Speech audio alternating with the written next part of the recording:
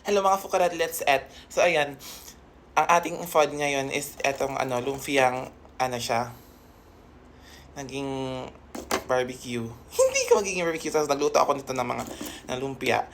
And then meron tayo ditong eggs. Eggs Mary, kasi kakagising ko lang.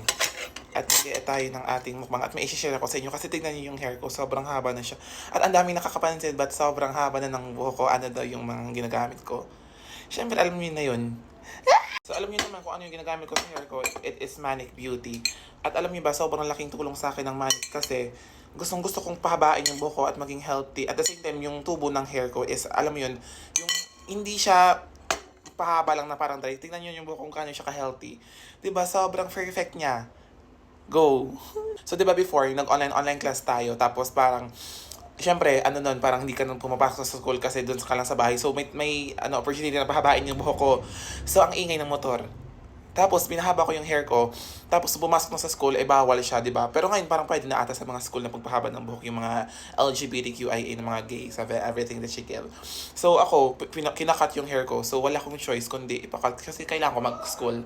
So, ayun, ngayon, hindi naman ako nag-school na. So, nagpahaba ko ng buhok ko. At isa, yung naging, kumain ka muna kasi. Go.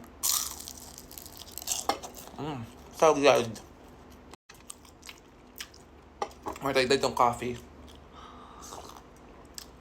Isa sa mga product na tumulong sa akin nung nasa start lang ako sa pagpahaba ng hair ko is yung Manic. Diba, ang tagal ko na gumamit ng Manic nung naglalay pa ako sa Okada. Ang tagal na nun, it's been 4 months ata.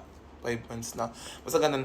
Alam mo yung kung anong ginagamit ko. Ito lang naman siya, yung kanilang shampoo at saka itong kanilang conditioner at kanilang hair mask. Sobrang laking tulong nito sa akin kasi gustong-gusto ko mapahaba na buhok. At the same time, healthy yung tubo niya. Tingnan nyo naman yung tubo niya. Sobrang perfect at bouncy niya kasi ang ganda-ganda ko. So, thank you, Ma'am Nico, kasi ni-invento mo yung ganyang shampoo at hindi na ako nahihirapan sa pagpahaba ng buhok. So, that's it na. So, ayan. Yun lang nagiging routine ko ngayon. So, every time na naliligo ako, kahit di naman. Hindi, pag naliligo ako, yun ginagamit ko sa hair ko. Wala nang iba. Kasi sobrang perfect talaga naman. I swear to you, as in, kailangan mo na tong wilhin. Go dito sa Eurobasket. Yes!